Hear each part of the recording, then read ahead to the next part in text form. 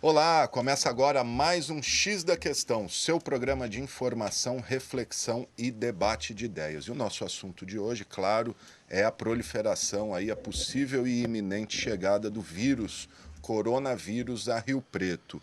E para debater esse assunto, eu recebo aqui o promotor de justiça, Carlos Romani, que vai falar um pouco sobre o procedimento que ele abriu para acompanhar as ações do poder público local, estadual, a respeito das ações que estão sendo feitas para combater a eventual e esperada proliferação desse vírus.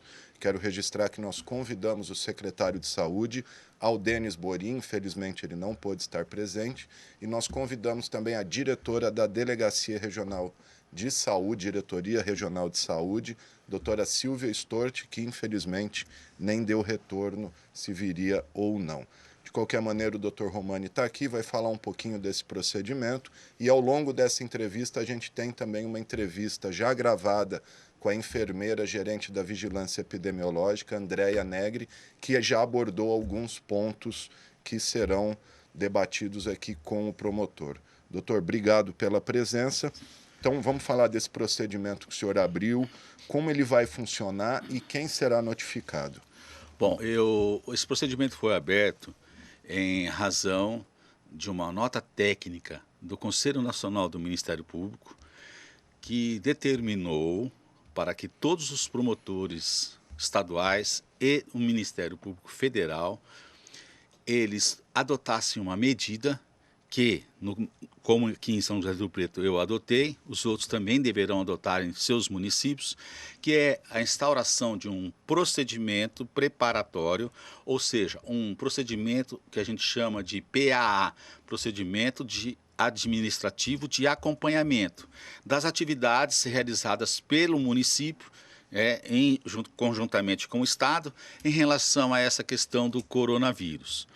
Essa determinação, né, foi por mim cumprida e deveria ser cumprida por todos os promotores no estado de São Paulo. Eu quero dizer aqui em público que confio nas autoridades municipais de saúde, confio nas autoridades estaduais da saúde, né, que estão aqui em São José do Rio Preto. A gente é parceiro, sempre foi parceiro e sempre serei parceiro dessas entidades, né?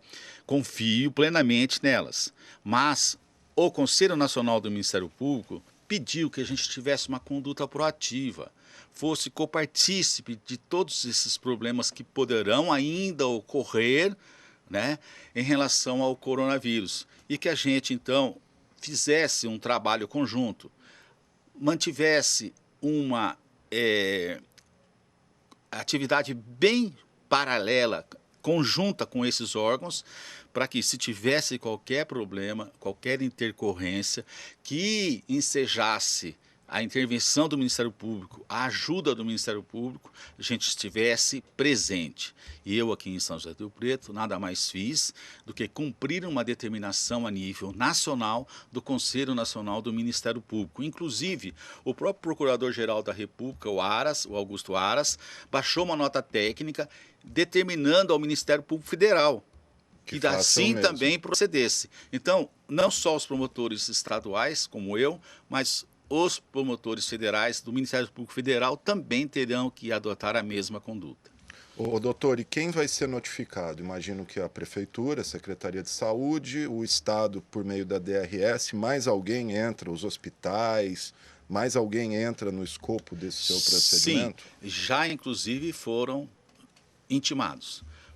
O secretário municipal de saúde, por meio do prefeito, já recebia comunicado que ele foi intimado, e também o Estado já foi intimado, o HB foi intimado, né, o Jorge Fares também já tomou ciência, e também determinei a intimação da Santa Casa, porque a Santa Casa vai prestar também um serviço se houver necessidade, né? A própria lei da Geral de Emergências Médicas determina que as entidades privadas também participem nesse contexto envolvendo o coronavírus, né? Inclusive, a própria lei determina que todo tratamento de qualquer pessoa no Brasil é gratuito. Se ele é gratuito, ele é realizado pelo SUS. E a Santa Casa local tem um convênio com o município e atende SUS. Então, nós vamos, às vezes, precisar dos serviços, precisar dos médicos, precisar dos enfermeiros, né? Às vezes, alguma internação em um local apropriado naquele hospital.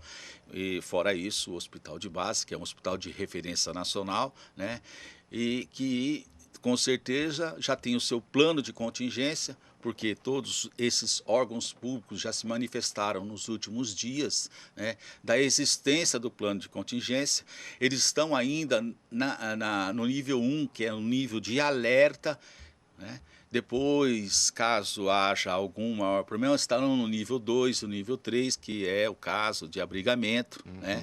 Então, portanto, tudo isso está sendo acompanhado pelo Ministério Público, não só a nível de São José do Rio Preto, como eu disse, mas a nível, no mínimo, estadual. Por quê? Depois que eu adotei essa medida aqui em São José do Rio Preto, ela foi replicada pelo Centro de Apoio do Ministério Público do Estado de São Paulo e inúmeros colegas já instauraram o mesmo procedimento, estão acompanhando. É um procedimento de acompanhamento. Quero dizer que a gente não precisa ficar preocupado, você que está me ouvindo, que está me assistindo, não precisa ficar preocupado com essa doença. Ainda estamos numa situação, em tese, que a gente chama embrionária dela aqui no Brasil, né?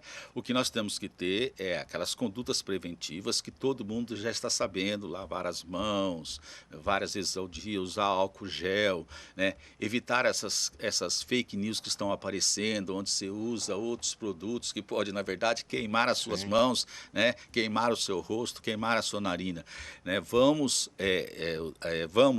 seguir as orientações que estão nos jornais, que estão na televisão, no dia a dia, nos massificando em relação às precauções que a gente deve adotar em relação a essa doença. Legal. Vou aproveitar esse gancho do senhor aí da prevenção. A gente tem um trechinho da enfermeira Andréia Negri, que é a gerente da Vigilância Epidemiológica, falando quais são as medidas adequadas para se prevenir aí do coronavírus. Lembrando, como disse o doutor, para não acreditar, não cair nas fake news, principalmente essas que chegam pelo WhatsApp, comer alho, tomar suco de abacate, não adianta nada isso. Vamos conferir o que disse a enfermeira.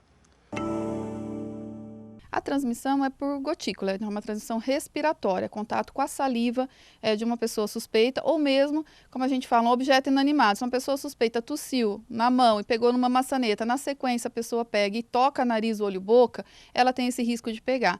Por isso que a gente fala que as medidas de prevenção são não ficar tocando nariz, olho, boca, porque você não sabe onde você colocou a mão. Quando for tossir, sempre usar a etiqueta, tossir no cotovelo, na roupa. Lenço de papel, utilizar uma vez só e já descartar, não guardar em bolsa ou qualquer outro lugar. Ok, conferimos aí então o que disse a enfermeira Andréia Negri. Doutor, quais medidas o Ministério Público entende que as autoridades de saúde devem adotar? Até porque Rio Preto teve 2 casos suspeitos, né, de um homem que foi para a França e de uma mulher que também foi para a França. Esse primeiro caso já foi descartado pelo Hospital de Base e também com o apoio aí do Instituto Adolfo Lutz. E esse segundo caso ainda está em análise. Quero registrar também que, apesar da mortalidade desse novo coronavírus ser abaixo de outros coronavírus, como a SARS e a MERS, a proliferação dele é muito mais rápida. Nesse caso, para se chegar a 1.000 pacientes infectados foi necessário 48 horas apenas, sendo que a MERS, que é um coronavírus que surgiu no Oriente Médio, para chegar aos 1.000 casos foram 2 anos e meio. Então, doutor, quais as medidas que o senhor entende que a saúde deve adotar? Bom, as medidas estão todas já planificadas, já existe uma orientação geral, tanto do Ministério da Saúde como da Secretaria Estadual de Saúde aqui em São Paulo. Essas condutas são todas unificadas, essas condutas são todas já, de uma certa forma, planejadas com antecipação para serem efetivadas. Ora, o que aconteceu em Rio Preto foi eu entendo, um contratempo que ocorreu, mas isso, com certeza, não vai ocorrer mais, porque foi o primeiro caso, né? Nós achávamos que estávamos imunes a esse vírus e essa possibilidade ocorreu com a primeira pessoa que Com suspeita, né? com suspeita aqui em São José do Rio Preto. Então, logo se tentou realizar uns exames, mas o Estado disse que não havia necessidade, já que não tinha febre e tudo mais, mas o hospital de base, tomando uma conduta de precaução e correta, resolveu realizar todos os exames, mesmo contrariando a decisão do Estado. Mas depois o Estado resolveu que deveria realmente ser assim realizado. Então nós não podemos ter esse tipo de contratempo, nós não podemos ter esse tipo de não intervenção de um órgão por causa de outro, ou de não orientação. Bateram cabeça ali, né? Orientação. Isso me lembrou, o Gama, o Alexandre, que agora, dia 13 de março, eu completo 33 anos de Ministério Público, a idade de Cristo. E há 30 anos atrás, eu assumi a Nova Granada. E nós estamos aqui cuidando de coronavírus, não podemos esquecer da dengue. Nós temos inúmeros casos de dengue também. 600 e poucos casos já confirmados esse ano. Fora Catanduva, aqui próximo, que nós temos morte, o trânsito de Catanduva para cá, de pessoas. Me lembrou quando eu assumi Nova Granada. Logo que eu assumi Nova Granada, 30 anos atrás, Icém, que pertence a Nova Granada, tinha o maior índice no estado de São Paulo de infestação de dengue, mais do que Ribeirão Preto. Isso me chamou a atenção, mas como Icém, desse tamanhozinho, pequeno, e Ribeirão Preto, tamanho que é, né, tem mais infestação de dengue. Aí eu instaurei um procedimento, né, quase semelhante a esse, né, e chamei os órgãos públicos, chamei a SUSEM, chamei a Prefeitura Municipal, chamei a Secretaria Estadual da Saúde, chamei todo mundo para uma conversa. Aí o que eu descobri? Que o município não limpava os terrenos, portanto a SUSEM não ia lá, não jogava veneno, o Estado não mandava elementos para ajudar o município então não contava com o Estado. Então o que aconteceu? Não havia diálogo, não havia um trabalho coordenado entre eles. Aí eu sentei à mesa e falei, olha, é o seguinte, se vocês não tiverem uma atitude coordenada para a gente acabar com essa infestação em Icém da dengue, eu vou processar todos vocês. Então vamos fazer o seguinte, cabe a você, SUSEM, mandar o medicamento, eu vou exigir que a prefeitura limpe os terrenos, você manda pulverizar tudo. E o que aconteceu? Acabou com a dengue em Icém. Inclusive até o único título de cidadão que eu tenho de cidadão ICEM, esse título que eu tenho é lá da Câmara Municipal de Icém. Em reconhecimento a isso, né? Esse trabalho. E o senhor pretende fazer isso aqui também, além de notificar, chamar os órgãos para se afinar ali, ter uma conversa tete a tete, todo mundo? Sim, claro, se houver necessidade. Por quê? A dengue, para nós, já é do nosso conhecimento há muitos anos. Né? O influenza já é de nosso conhecimento há muitos anos. HN1 também, nós temos trabalhos já. Né? Agora, o coronavírus é uma novidade, é algo novo. Tudo bem, é uma mutação de outro vírus, do mesmo coronavírus e tudo mais. Mas, por exemplo, nós já estamos decodificando, né? O sequenciamento genético dele. Então, não Rio Preto, mas o Brasil, São Paulo, né, os laboratórios já estão procurando meios, instrumentos para esse sequenciamento, para conseguir depois, futuramente, a vacina a respeito desse coronavírus. Então, como tudo, não só para o Estado, não só para o município, é novidade, para o Ministério Público também será novidade. Por isso que a gente tem que ajudar no sentido de ampliar esse trabalho e colaborar com tudo isso. Inclusive, a minha participação maior nessa situação toda não em tese, curar as pessoas ou procurar curar as pessoas. Sim, é proteger as pessoas, né? E que elas tenham um atendimento correto em relação a esse coronavírus. Mas também, e não deixa de ser bem importante para a minha atividade do Ministério Público, é acompanhar as licitações que serão dispensadas, é acompanhar a contratação de eventuais médicos e enfermeiros em situação temporária, né? Que a própria Constituição permite essa contratação temporária, mas nós temos que avaliar, em especial, a legalidade disso, se houver necessidade em São José do Rio Preto. A própria lei de urgência médica, sancionada pelo presidente e que possibilitou trazer, repatriar aquele pessoal da China para o Brasil, que ficou na base aérea, em quarentena, essa lei, ela determina que possa haver a desapropriação de bens, inclusive bens de propriedade privada, pagando depois uma justa indenização no período que houver necessidade. Então, se o município tiver essa necessidade, né, ele vai ter que tomar uma medida judicial ou, no mínimo, uma medida jurídica, e eu tenho que avaliar se essa medida jurídica, né, está dentro da legalidade, porque essa é a minha atividade. A minha atividade em especial é fiscalizar os processos licitatórios, fiscalizar as contratações que estão dentro da lei. Legal. Vamos aproveitar então que o doutor já explicou aí o plano. Nós temos a Andréia Negri, a gerente da Vigilância Epidemiológica, falando das ações que a prefeitura pretende ou já está adotando. Vamos conferir. O plano de contingência, na verdade, a gente já tem elaborado desde a época da pandemia do influenza H1N1. Então, a gente revê ele anualmente para a entrada de novos vírus, que foi o que agora, nesse momento, está acontecendo. Nesse plano, a gente tem 3 fases, principalmente. A fase de alerta, a fase do perigo iminente e a fase de emergência, que é quando realmente a transmissão já está sustentada. Na fase de alerta é o momento que a gente está vivenciando agora. Então, a gente tem caso suspeito no país, caso confirmado a partir desse momento.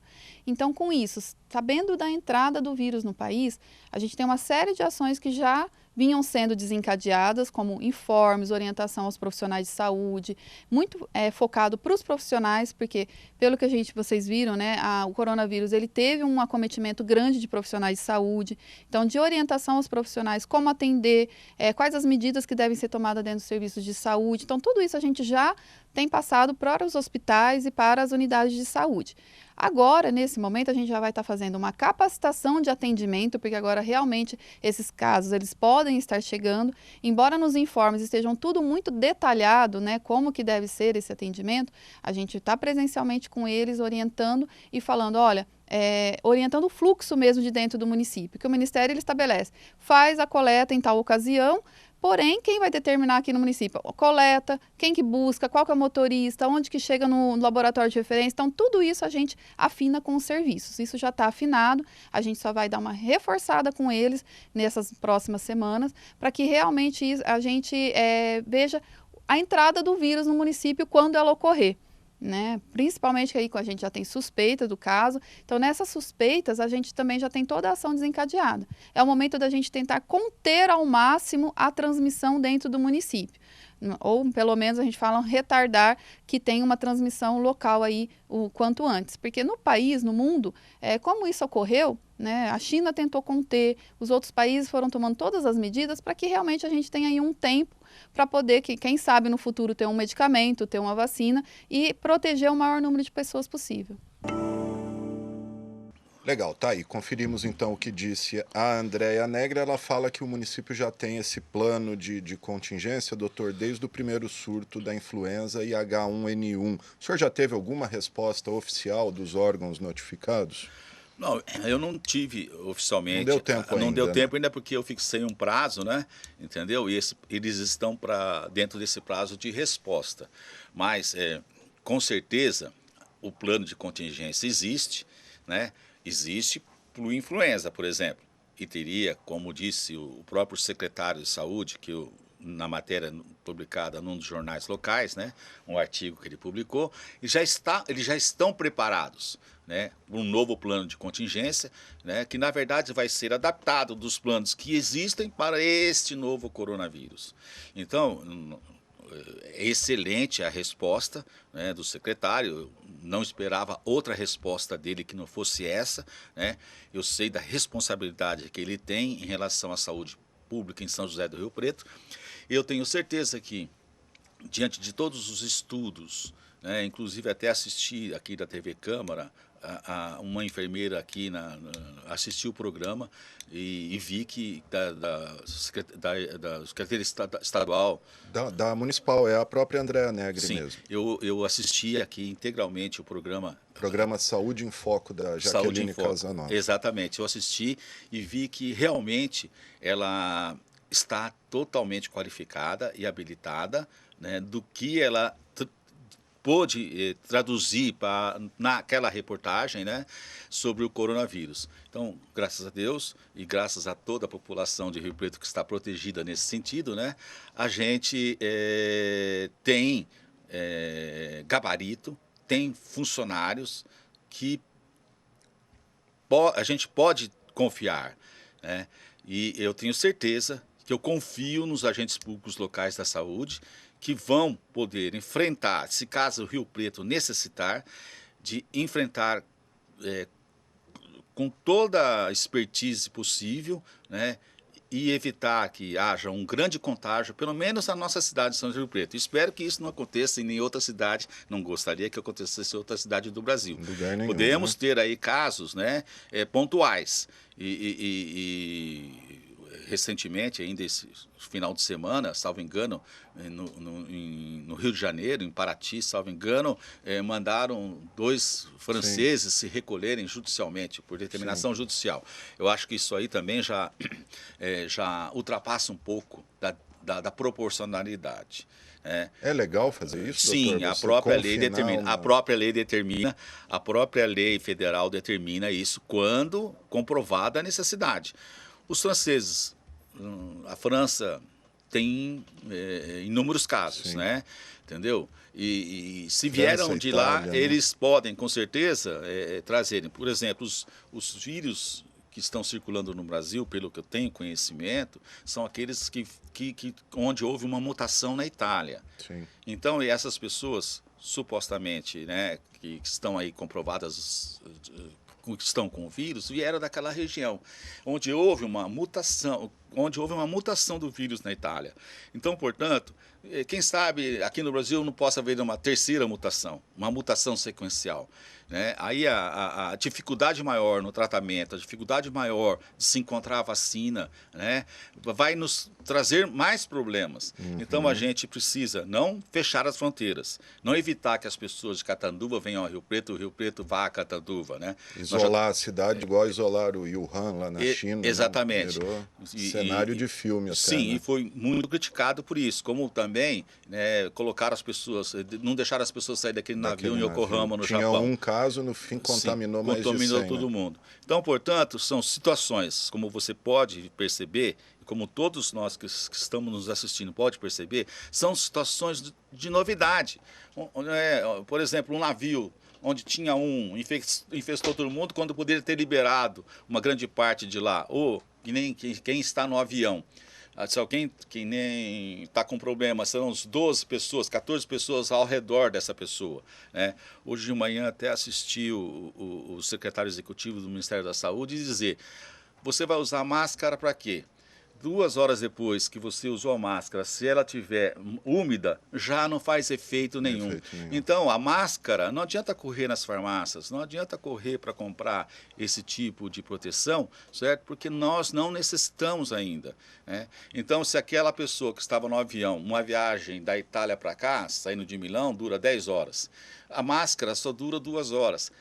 E se essa pessoa tirou a máscara para comer? Ela não ia comer com a máscara, ela tirou. Então propagou o vírus. Depois ela pôs a mesma máscara. Se daqui 2 horas ela estiver úmida, não faz mais efeito nenhum.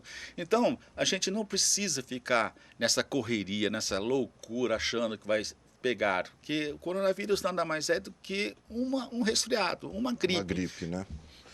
É que o vírus nunca circulou, ninguém é imune, então infecta todo mundo, né?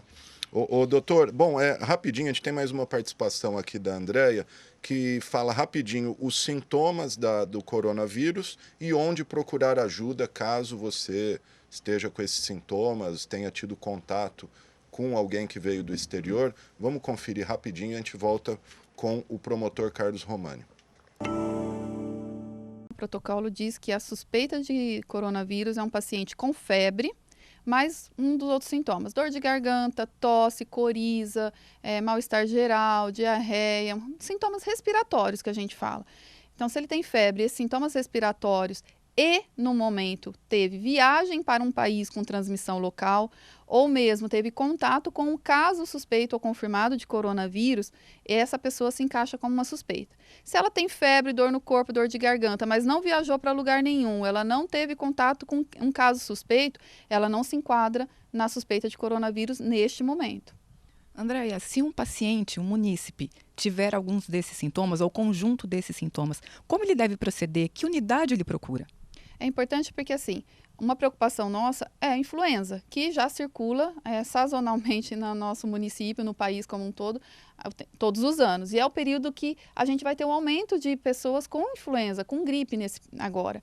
Então, é importante que a pessoa que tem febre, ou dor de garganta, tosse, coriza, procura atendimento médico, porque algumas pessoas, dentro do protocolo para tratamento de influenza, têm a indicação de estar tomando o oseltamivir, que é um medicamento, é um antiviral que vai combater o vírus. Então, essas pessoas elas precisam ser avaliadas para reduzir o seu risco de gravidade e morte.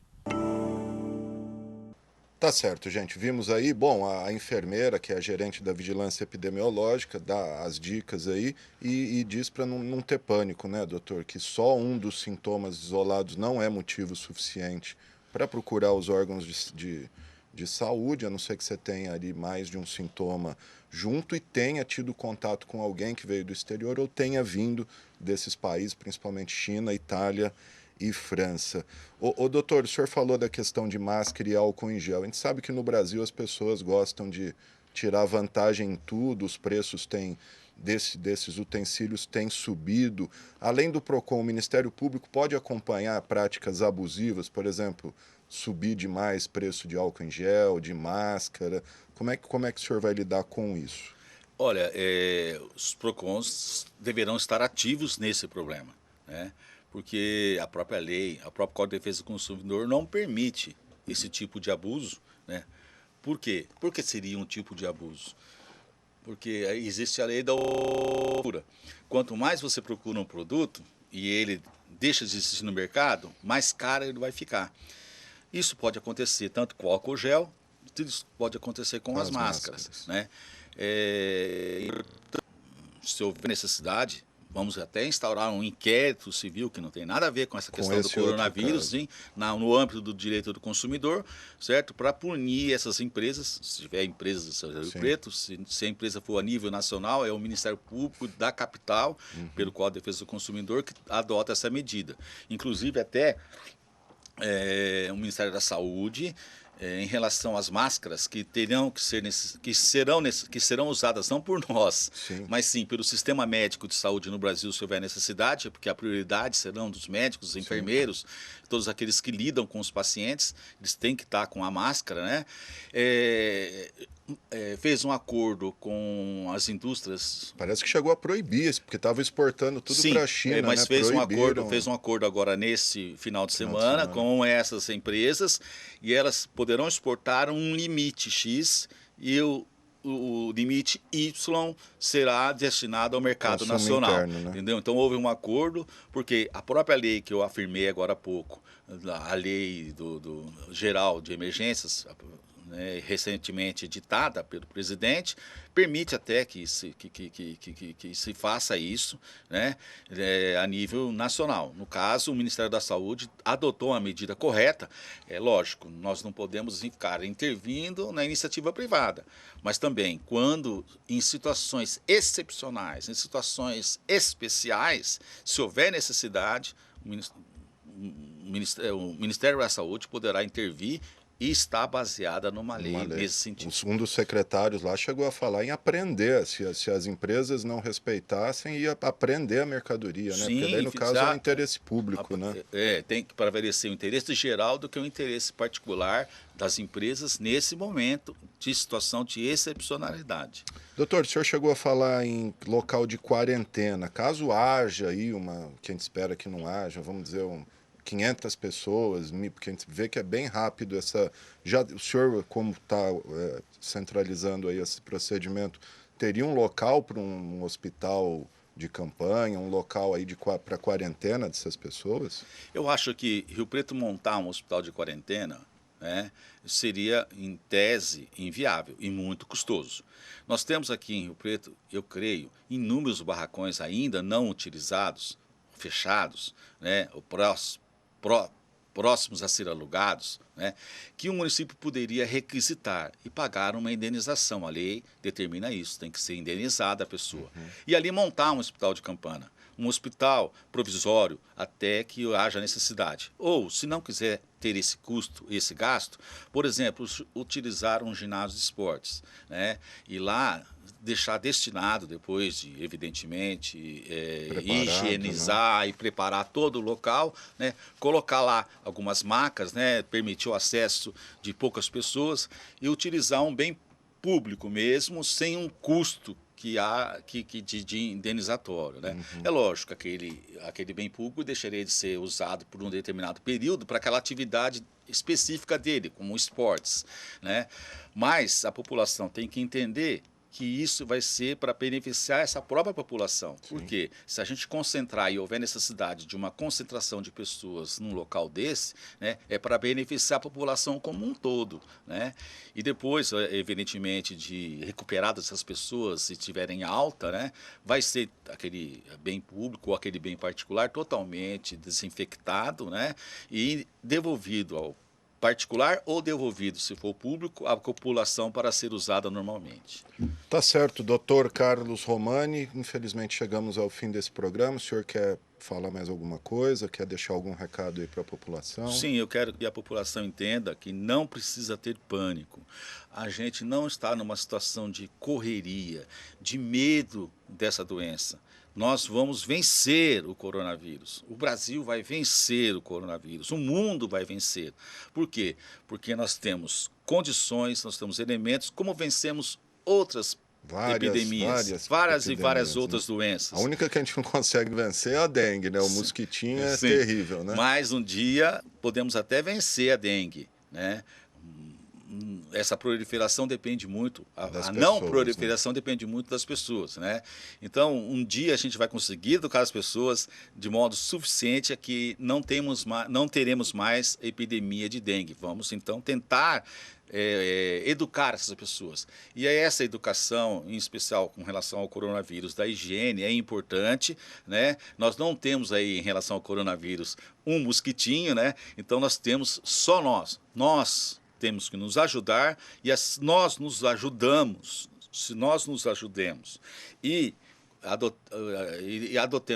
vamos adotar todas as medidas para evitar a proliferação. Que é a higiene, basicamente. Que é a higiene, basicamente. Lavar bem as mãos, né? Exato. Nós vamos, então, conseguir vencer esse coronavírus. Tá certo. Dr. Carlos Romani, muito obrigado. Lembrando que nós convidamos para esse programa o secretário de Saúde, Aldênis Borim, que infelizmente está com a agenda apertada, não pôde estar presente, e também a diretora da Diretoria Regional de Saúde, a DRS, a Silvia Stort, que infelizmente também não nos deu resposta. Lembrando que se você quiser rever esse programa, basta acessar os nossos canais nas redes sociais, YouTube, Facebook, Twitter e Instagram. Eu agradeço muito a você pela sua audiência, pela sua paciência. Um grande abraço e até a próxima.